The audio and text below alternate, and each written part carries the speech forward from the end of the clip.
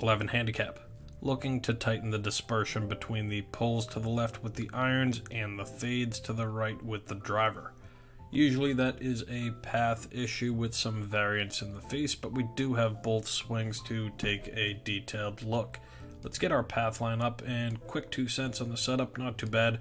Maybe a hair too far bent over with the spine and upper body, but knee flex, weight on the balls of the feet, square to your target, looking okay. First move will be pretty common as well, just above the path line. Face is a bit blurry, but I'd imagine it at a relatively square angle. Continuing up, we can jump right to the call to action, because from your P2 position up to the top, your hands do begin to work a little bit more vertical, but most notably, your head and spine angle begin to collapse down and in towards the ball.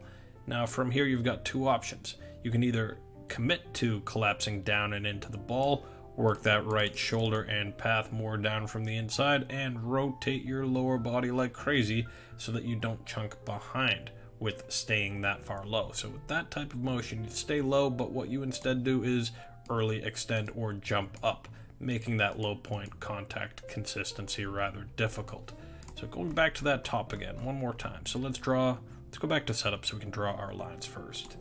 I think the analysis will be very simple, so it won't be as lengthy with the driver, but we might get into a couple different things. So set up path line, spine line to the top. Good to see a perpendicular angle between the two.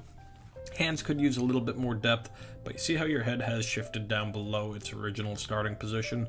From there, the first move is likely to be rotational and over the top. The hands or butt end of the club will work from point A to point B, which is that golf ball. Now let's watch what rotation does in the downswing. Watch that blurry club head come down on the vertical top yellow line, which is over the top and cutting across it.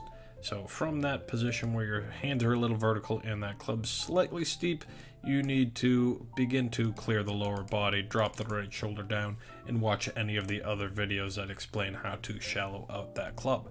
But let's quickly jump over to your driver, where setup just is even more on your toes and ready to jump. This athletic stance and posture is good if you can maintain your angles, but with that much variance in your spine angle throughout the swing, you're going to be active on the feet and use them like a springboard jumping up off the ground.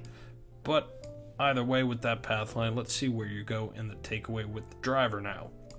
Slightly more inside, which is preferable. I do like the longer clubs to work flatter for amateurs, getting rid of the stigma of a flat backswing path being a really bad thing.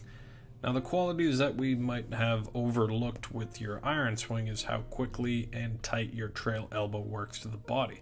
That keeps what would be a good connection with your whole torso and upper body, but with that connection, you need to again get things working a bit more down from the inside before you start throwing that club.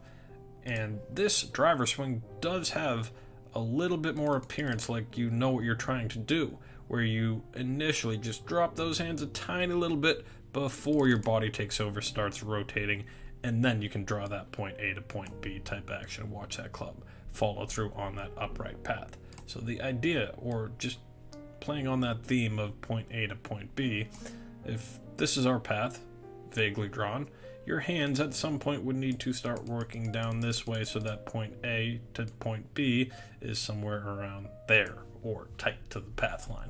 So that is something to stretch for. I know I've probably rambled a bit on this video as well, but shallow your path and then work about your club face angle. Good luck. Sendaswing.com.